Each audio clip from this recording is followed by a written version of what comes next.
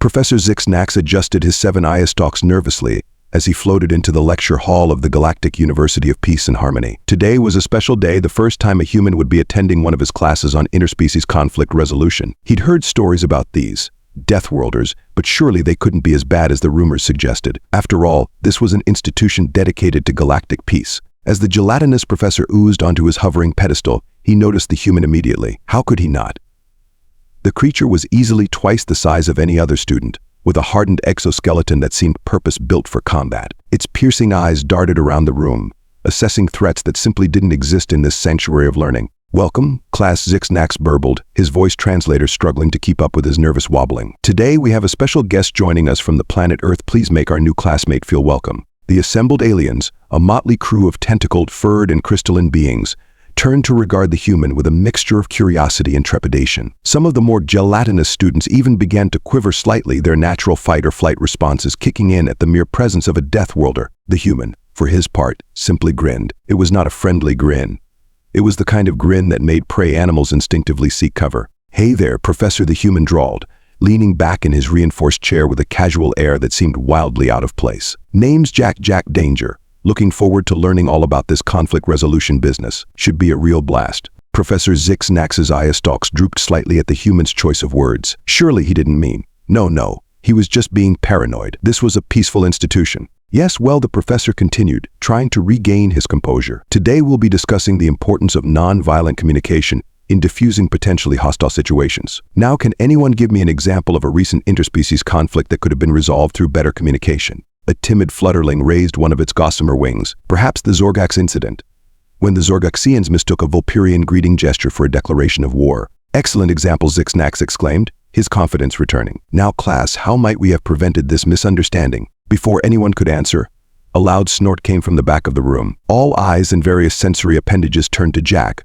who was shaking his head with barely contained laughter. "You've got to be kidding me," the human chuckled, his voice a mixture of amusement and disbelief. "You're telling me these Zorgax fellas started a war over a handshake, and your solution is to, what? Talk it out." Professor Zixnax felt a ripple of unease pass through his gelatinous form. "Well, yes, Mr. Danger, open dialogue and cultural education are key to preventing such misunderstandings." Jack's grin widened, showing far too many teeth for the comfort of his classmates. "Re-eat. And I suppose if someone's trying to blast you into space dust, you just invite him over for tea and crumpets." The professor's eye stalks twitched nervously. "Violence is never the answer, Mr. Danger.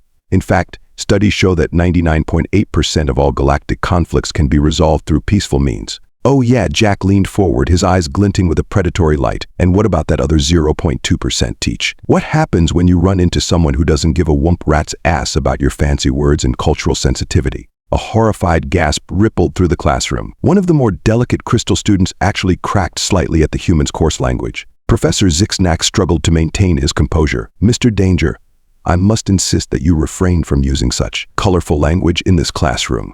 We are here to learn about peace, not to entertain notions of violence." Jack threw his head back and laughed, a sound that sent shivers through the exoskeletons, fur, and gelatinous bodies of his fellow students. "Oh, that's rich.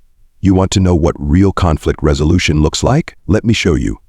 Before anyone could react, the human leapt to his feet with a grace that belied his size. In one fluid motion, he vaulted over 3 rows of desks, landing directly in front of the professor's hovering pedestal. "Lesson 1," Jack announced, his voice carrying easily through the stunned silence of the lecture hall. "Always be prepared for the unexpected." With that, he reached out and poked Professor Zixnax. The gelatinous alien let out a startled glorp as his form wobbled precariously. "You see," Jack continued, casually circling the now quivering professor, "out there in the big, bad galaxy, not everyone plays by your rules. Sometimes you've got to be ready to get your hands dirty." The other students watched in horrified fascination as the human proceeded to demonstrate a series of combat maneuvers, using the professor's wobbling form as an impromptu punching bag. "Now, I'm not saying violence is always the answer," Jack said, ducking an imaginary blow and countering with a swift jab that sent ripples through Zixnax's gelatinous body. "But when push comes to shove, literally, you'd better know how to handle yourself." Professor Zixnax's eye stalks were a blur of panicked movement. "Mr. Danger,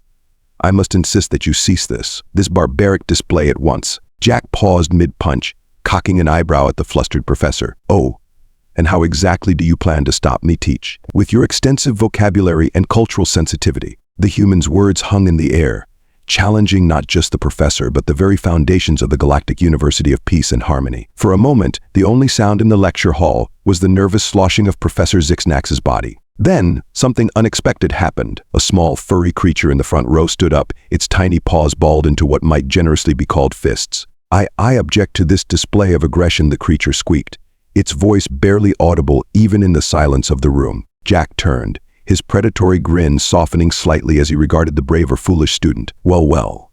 Looks like we've got ourselves a volunteer. Come on up here, little fella. Let's see what you've got." The furry alien hesitated for a moment, then scampered up to the front of the classroom. It stood there, trembling slightly but holding its ground, as the human towered over it. "All right, Fuzzy," Jack said, crouching down to eye level with the small creature. "You say you object to my display of aggression, so what are you going to do about it?" The little alien took a deep breath, puffing out its fur to make itself look bigger. Then, in a move that surprised everyone, including, perhaps, itself, it launched itself at Jack with a high-pitched battle cry. What followed was possibly the most adorable attempt at combat the galaxy had ever seen. The furry creature bounced off Jack's chest, rolled across the floor, and came up in a fighting stance that looked more like a yoga pose gone wrong. Jack, to his credit, played along. He staggered back dramatically, clutching his chest as if mortally wounded. "Oh no," he cried out, his voice dripping with sarcasm. "The fearsome warrior has bested me. Whatever shall I do?" The little alien, emboldened by its perceived success, charged again. This time Jack scooped it up mid-leap, holding it at arm's length as it flailed its tiny limbs. "Not bad," Fuzzball Jack chuckled. "You've got spirit, I'll give you that. But spirit alone won't save you when the plasma bolts start flying." He set the creature down gently, then turned to address the rest of the class. "You see, folks, this little guy had the right idea. When faced with a threat, he didn't try to talk his way out of it. He took action. Sure, it wasn't exactly effective action, but it's a start." Professor Zixnax, who had been watching the proceedings with a mixture of horror and fascination, finally found his voice. "Mr. Danger, I really must protest. This is not the curriculum approved by the Galactic Council of Education." Jack rolled his eyes. "Of course it isn't. Your approved curriculum would get these kids killed the first time they run into someone who doesn't give a flying Sornian fig about your peaceful resolutions." He turned back to the class, his expression suddenly serious. "Listen up, because this might just save your lives one day. The galaxy is a big, scary place, and not everyone out there is interested in singing Kumbaya and holding appendages. Sometimes you've got to fight." A tentacled student in the back raised an appendage nervously. But what about diplomacy? Surely we can resolve most conflicts through peaceful means." Jack nodded, surprising everyone. "You're not wrong, Squiddy. Diplomacy is important. Hell, it's probably the most important tool in your arsenal, but it's not your only tool. And you'd be fools to think it is." He began pacing in front of the class, his voice taking on the tone of a seasoned warrior sharing hard-earned wisdom. "The key is to be prepared for anything. You want peace. Great work for it. Fight for it if you have to. But never, ever assume that everyone else wants the same thing." The students listened, enraptured despite themselves. Even Professor Zixnax found himself hanging on the human's every word, his earlier outrage fading into a grudging curiosity. Now Jack continued, cracking his knuckles in a way that made several students flinch. "Who wants to learn how to throw a proper punch?" What followed was quite possibly the strangest lecture in the history of the Galactic University of Peace and Harmony. Jack, with a mixture of sarcasm, humor, and surprisingly effective teaching methods, proceeded to give the alien students a crash course in basic self-defense. The furry creature who had first stood up to Jack turned out to be a natural, its small size and quick reflexes making it a formidable opponent in mock battles. The tentacled student discovered that its multiple limbs gave it a unique advantage in grappling techniques. Even the crystalline beings, once they got over their fear of shattering, found that their hard edges made for excellent defensive postures. Throughout it all, Jack peppered his instructions with real-world examples and biting commentary on the state of galactic politics. "You see, kids," he said, demonstrating a particularly complex evasive maneuver, "the problem with your peaceful approach is that it assumes everyone's playing by the same rules. But let me tell you, there are plenty of nasties out there who see your non-violence as weakness. And in their book, Weakness is an Invitation to Conquest, he helped a gelatinous student reform after a particularly enthusiastic attempt at a roundhouse kick. Take the Kazuruk Empire, for example. Bunch of warmongering lizards with more teeth than brain cells. You think they're going to sit down for a nice chat when they've got their sights set on your home world? Not bloody likely."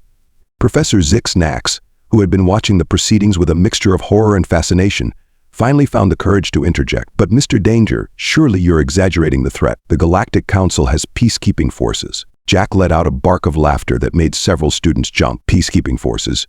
You mean those underfunded, under-equipped, glorified hall monitors? Fat lot of good they did when the Vex Corps Horde decided to use the Pleiades cluster for target practice.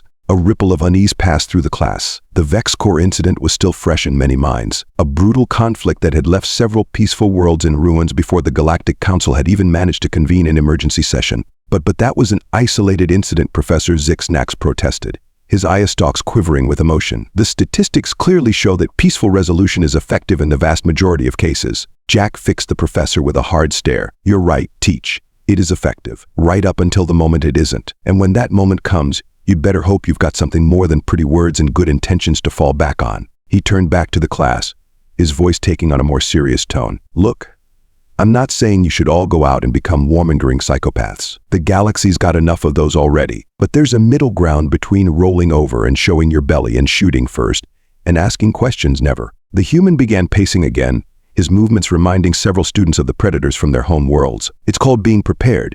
It's about knowing how to defend yourself and your loved ones when the need arises. It's about understanding that sometimes the best way to preserve peace is to be ready for war. A small, timid voice piped up from the back of the room. It was the crystal student who had cracked earlier. But isn't that just paranoia? Living in constant fear. Jack's expression softened slightly. It's not about fear, Sparkles. It's about respect. Respect for the reality of the galaxy we live in, and respect for yourself. Because let me tell you, there's nothing scarier than someone who's prepared for anything. He clapped his hands together, the sound echoing through the lecture hall like a thunderclap. Now, who wants to learn how to disarm a plasma pistol? What followed was a whirlwind tour through the basics of personal combat, improvised weaponry, and tactical thinking. Jack, it turned out, was a surprisingly effective teacher when he wasn't actively trying to terrify his students. He had a knack for breaking down complex maneuvers into simple steps, and his colorful commentary kept even the most pacifistic students engaged. Remember, kids, he said, demonstrating a particularly nasty-looking joint lock on a very nervous Professor Zixnax, the goal here isn't to go looking for a fight. It's to be ready when the fight comes looking for you. As the impromptu lesson went on, something unexpected began to happen. The students, many of whom had never so much as raised their voices in anger before, started to show a genuine interest in what Jack was teaching. The furry creature who had first stood up to him was now leading a group practice on evasive maneuvers. The tentacled student had organized a study circle on the finer points of multi-limbed grappling techniques. Even Professor Zixnax, despite his initial protests, found himself grudgingly impressed by the human's knowledge and teaching ability. I must admit, Mr. Danger, he said during a brief respite from being used as a demonstration dummy, your methods are unorthodox, but I cannot deny their effectiveness. Jack grinned, slapping the gelatinous professor on what might generously be called his back. See, you're getting it, Teach. It's not about choosing violence over peace. It's about having options. As the class neared its end, Jack gathered the students for one final lesson. All right, you lovable bunch of pacifists, he said, his voice carrying easily over the excited chatter. Pop quiz time. What's the most important thing I've taught you today? The answers came thick and fast. How to throw a punch without breaking your hand. The importance of situational awareness. That my crystalline structure makes an excellent natural armor. That even small and furry creatures can be formidable warriors. Jack held up a hand, silencing the enthusiastic responses. All good answers, but not quite what I'm looking for. Anyone else? There was a moment of silence. Then a quiet voice spoke up from the back of the room. It was the timid crystal student who had questioned him earlier. Is it that true peace comes from strength? Jack's face split into a wide grin. Give the glittery one a prize. That's exactly it, folks. True peace isn't about being soft and squishy. He paused to give Professor Zixnax an apologetic glance. No offense, Teach. The gelatinous professor merely burbled in response, too exhausted from the day's unexpected exertions to form a coherent rebuttal. True peace, Jack continued, comes from strength. Not just physical strength, mind you, though that certainly doesn't hurt. He flexed dramatically, causing several of the more impressionable students to swoon. It's about mental strength, emotional strength, and the strength of character to stand up for what's right, even when it's not easy. He began pacing again, his voice taking on a more serious tone. The galaxy's a big, scary place, kids. And let me tell you, there are plenty of nasties out there who see your nonviolence as an all-you-can-conquer buffet. But when you're strong, when you're prepared, suddenly those bullies don't look so tough anymore. The furry creature who had first stood up to Jack raised a tiny paw. But Mr. Danger, doesn't that just perpetuate a cycle of violence? If everyone's preparing for war, doesn't that make war more likely? Jack nodded approvingly. Good question, Fuzzball. And you're not entirely wrong. But here's the thing, there's a big difference between being prepared for war and wanting war. He gestured around the room.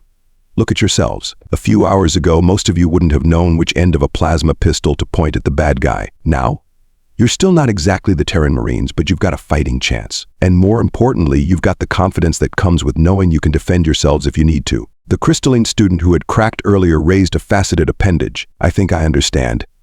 It's like having a strong immune system. You're not looking to get sick, but if a virus attacks, you're ready to fight it off. Exactly, Jack exclaimed, his grin widening. You're catching on, Sparkles. And let me tell you, nothing deters a bully quite like knowing their potential victim might just kick their ass. Professor Zix-Nax, who had finally managed to reform himself into a semblance of his usual shape, cleared his throat or whatever passed for a throat in his gelatinous anatomy. While I cannot condone the excessive physicality of today's lesson, I must admit that Mr. Danger has raised some intriguing points about the nature of conflict resolution. Jack raised an eyebrow. Well, slap me silly and call me a Zerelian moon squid. Did I just hear the good professor admit I might be onto something? The gelatinous alien's eye stalks drooped slightly in what might have been embarrassment. I would not go that far, Mr. Danger. However, I am willing to concede that perhaps our curriculum could benefit from a more comprehensive approach to conflict resolution. A cheer went up from the assembled students, causing Professor Zix-Nax to wobble precariously. Jack, for his part, looked both amused and oddly touched by the reaction. Well, how about that, he mused, shaking his head. Looks like there's hope for you peace-loving types after all. As the excitement began to die down, Jack clapped his hands together once more. All right, class dismissed. And remember, the next time some intergalactic bully tries to push you around, show him what you've learned. Just, try not to start any wars in the process. Paperwork's a real pain in the ass. The students filed out of the lecture hall, chattering excitedly among themselves. Many were already practicing the moves Jack had taught them, leading to a few minor collisions and one unfortunate incident involving the crystalline student and a doorframe. As the last of the students left, Jack turned to Professor Zix-Nax with a surprisingly sincere smile. Thanks for not throwing me out on my ass, Teach. I know I'm not exactly what you had in mind for a guest lecturer. The professor's eye stalks waved in what might have been a shrug. I must admit, Mr. Danger, that while your methods are unorthodox, your results are difficult to argue with. Perhaps there is something to be said for a more practical approach to peace. Jack chuckled. Well, don't go spreading that around too much. Might ruin your reputation as a pacifist. As they made their way out of the lecture hall, Professor Zix-Nax turned to Jack with a curious expression. I must ask, Mr. Danger, why did you really come to our university? Surely it wasn't just to disrupt my class and teach a bunch of pacifists how to throw a punch. Jack's expression turned thoughtful, almost serious for a moment. You want the truth, Teach? I came because I was worried that all this talk of universal peace and harmony was leaving you folks vulnerable. The galaxy's getting more dangerous every day, and I couldn't stand the thought of you sending these kids out there unprepared. He paused, looking back at the now empty lecture hall. But you know what? I think I learned something too. Maybe there's more to this peace business than I gave it credit for. Don't get me wrong, I still think you need to be ready to defend yourself. But maybe, just maybe, there's a middle ground, a way to be strong without losing sight of what we're fighting for. Professor Zix-Nax was silent for a long moment, his eye stalk swaying gently as he processed Jack's words. Finally, he spoke. Perhaps, Mr. Danger, we have both learned something today. Would you consider returning for another lecture? Perhaps we could develop a more balanced curriculum together. Jack's face split into a wide grin. Well, slap me silly and call me a Zerelian moon squid. I thought you'd never ask, Teach. But fair warning, next time I'm bringing the paintball guns. Nothing teaches situational awareness quite like the threat of getting splattered with neon goop. As they walked off together, an odd pair of a hulking human and a wobbling gelatinous alien, one could almost imagine the future of the galaxy shifting ever so slightly. A future where peace wasn't just an ideal to be discussed in lecture halls, but a reality to be fought for and protected. And somewhere, in the vast expanse of the cosmos, the universe itself seemed to chuckle at the absurdity and beauty of it all. Epilogue. 6 months later, the Galactic University of Peace and Harmony introduced a new course, Practical Pacifism, Defending Peace in a Hostile Universe. The course, co-taught by Professor Zix-Nax and one Jack Danger, quickly became the most popular offering in the university's history. Students emerged from the class not just with knowledge of diplomatic protocols and conflict resolution strategies, but with the confidence and skills to back up their peaceful intentions with action when necessary. And if the rate of intergalactic incidents involving former students of the university dropped dramatically in the following years, well, that was surely just a coincidence. As for Jack Danger, he found himself spending more and more time at the university, much to his own surprise. There was something oddly satisfying about teaching these idealistic aliens how to protect themselves and their beliefs. Of course, he never quite lost his edge. Students quickly learned to be wary of surprise combat drills that could happen at any time, in any place. The incident in the cafeteria involving 3 rubber chickens, a vat of purple jello, and what Jack swore was a non-lethal plasma grenade became the stuff of campus legend. But beneath the sarcasm, the drills, and the occasional explosion, there was a genuine respect growing. The pacifists began to understand the importance of strength, and the Deathworlder began to appreciate the power of peace. And so, in a small corner of a vast and often hostile galaxy, an unlikely alliance was forged, one that just might change the course of intergalactic history, or at the very least, make the next Galactic Council meeting a whole lot more interesting.